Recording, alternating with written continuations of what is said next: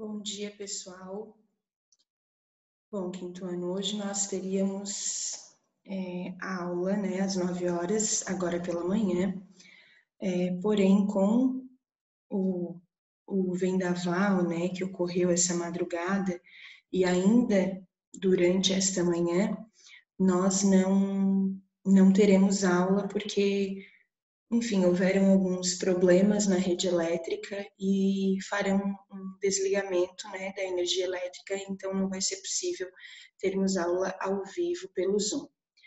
São coisas que nós não podemos prever e muito menos controlar, Então, por este motivo, a professora está gravando esse vídeo para vocês, para orientar vocês nas atividades de hoje, tá?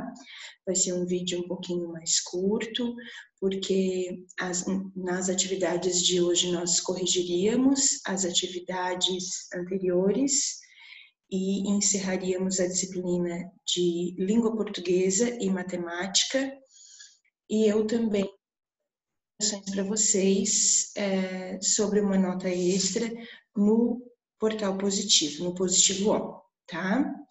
Então, eu vou fazer tudo mais por vídeo, tá bom? Então, a primeira coisa que nós vamos fazer é compartilhar a tela da apostila, tá? Vamos ver.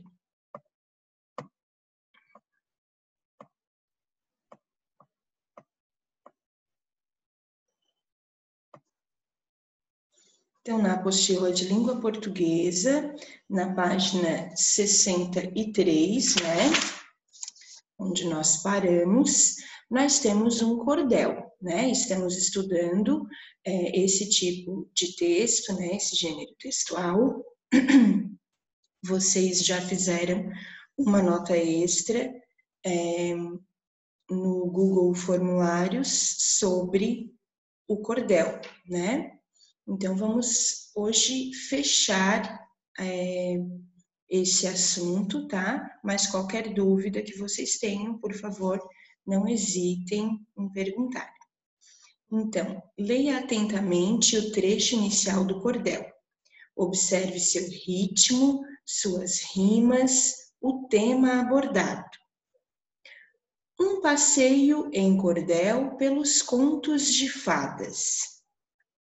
Sempre como era uma vez, assim começa uma história. Eis que surgem os heróis, cheios de fama e de glória. Mocinhas aventureiras, os vilões e as feiticeiras, que habitam nossa memória. Rainhas bravas, notórias, também reis e os cavaleiros, castelos, bosques, florestas, duendes, anões forasteiros, criaturas encantadas, presentes nos contos de fadas. Inventados? Verdadeiros. Esses contos corriqueiros nos trazem ensinamentos, utilizando a magia, seu principal instrumento. Nos abrem o coração e na imaginação semeia o encantamento. Já estou que não me aguento e começo a perguntar: como se chama a menina que foi a vovó visitar? Levando muitos docinhos? Isso mesmo, a Chapeuzinho, no bosque a cantarolar. Então, esse foi o cordel, O que vocês têm que fazer? Agora, responder as perguntas baseadas neste cordel, tá? Então, qual é o tema deste cordel, do cordel que foi lido? Nas duas primeiras estrofes, lembrem-se que estrofe é o conjunto de versos, Verso é cada linha e estrofe é o conjunto de versos. A cordelista cita uma série de personagens e cenários bastante comuns em contos de fadas. De que histórias você se lembrou ao ler esses versos? Letra C. De acordo com o cordel, Os contos de fadas nos trazem ensinamentos. Você concorda com essa afirmação? Justifique a sua resposta. Então, quando ouvimos histórias de contos de fadas, o que acontece? Muitas vezes, assim, parece que a história nos dá uma lição, né? Nos traz uma lição, um ensinamento. Mas aqui é uma pergunta, né, que deve ser respondida, é pessoal, né? Cada um vai responder aquilo que acredita. Então, vocês acreditam que as histórias elas trazem algum ensinamento para a gente? Elas podem trazer, né, as histórias dos contos de fada ou não? Ou é apenas história, é fictícia, é inventada e não tem nenhum ensinamento, tá?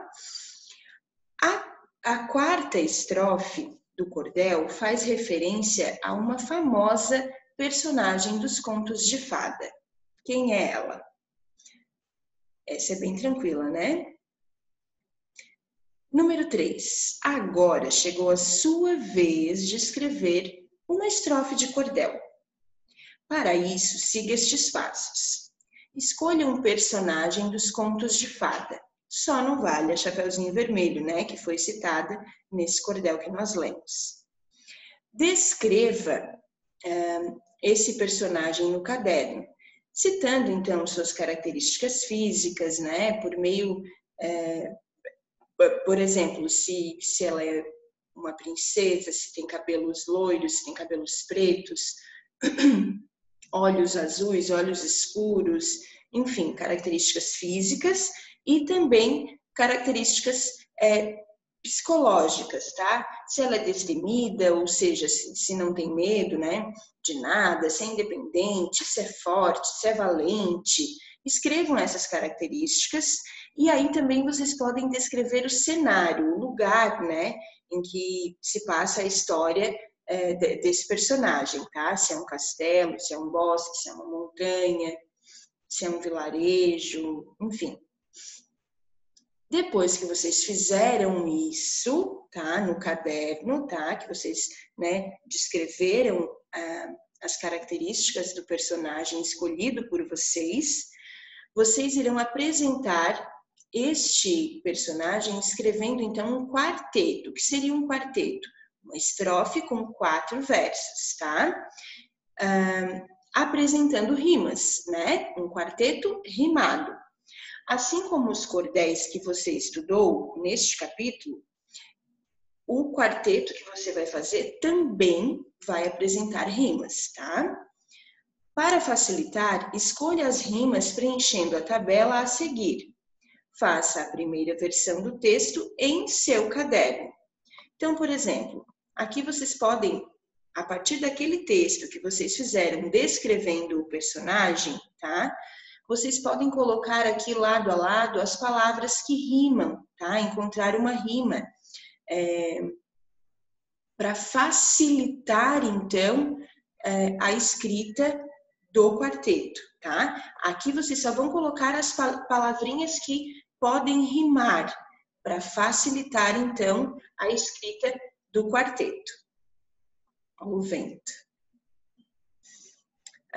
Então, depois disso, né, vocês vão reler, vão corrigir o que for necessário, e aí, em caso de dúvida, vocês podem me perguntar, consultar o dicionário, tá? Trocar de caderno com o colega não vai ser possível, certo? Mas antes de escrever a versão definitiva, vocês terão que preencher essa tabela.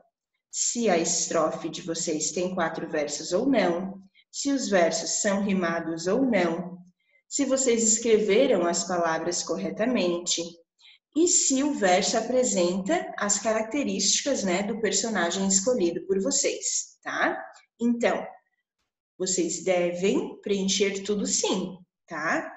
Claro, né, tem que ser muito verdadeiro, né? Tem que colocar de acordo com aquilo que vocês fizeram. Mas para estar correto, deverão preencher tudo sim, tá? E aí, então, vocês vão escrever a versão final da estrofe de vocês aqui neste espaço, tá? Vocês podem aproveitar este espaço para ilustrar os versos no estilo de estilogravura. O professor vai oferecer algumas opções de técnicas para auxiliar você neste trabalho. Bom, como vocês sabem, o cordel, né, ele apresenta a estilogravura e a técnica que vocês utilizaram lá na nota extra de história, lembram? É a mesma técnica para fazer a estilogravura nos folhetos de cordel, tá? Então, vocês vão aqui fazer a estrofe de vocês, né? O quarteto rimado, 4 versos com rima, apresentando o personagem que vocês escolheram. E aqui, ao redor, vocês podem utilizar a técnica da estilogravura, tá? Para ilustrar o personagem. Quem não quiser fazer estilogravura, tudo bem, pode desenhar aqui também, tá bom? Mas vai ficar mais legal se fizerem com estilogravura, porque afinal essa é a técnica, né, utilizada nos folhetos de cordel. Tá legal? Bom, de língua portuguesa, pessoal, era só, tá? Agora, eu vou passar aqui para matemática. Vai demorar um pouquinho, porque a professora vai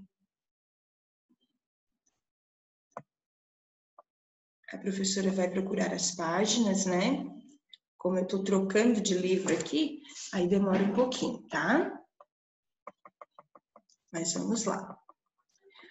Em matemática, nós vamos lá para a página 63, tá?